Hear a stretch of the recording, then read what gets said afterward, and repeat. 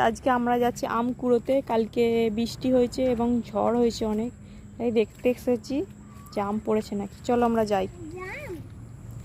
আম guys, আমরা চলে এসেছি গন্তব্যস্থলে। এই যে হচ্ছে আম গাছ দূরে, ওগুলোতে অনেক পরিমাণে আম হয়েছে। তো আমরা দেখি আম পাই নাকি। অনেকগুলো ওপর পর্যন্ত আম হয়েছে, তো ভেতরে আমাদের খুঁজে খুঁজে দেখতে হবে আম পড়েছে নাকি। অনেক জঙ্গল আছে ভেতরে গাইস। অনেক খোঁজাখুঁজি পরেও আমরা আম খুঁজে একটাও পাইনি।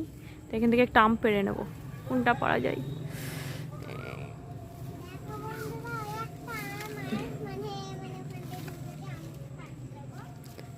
এইটাই মনে হয় ভালো হবে না, এটাই পারা যাক তাহলে।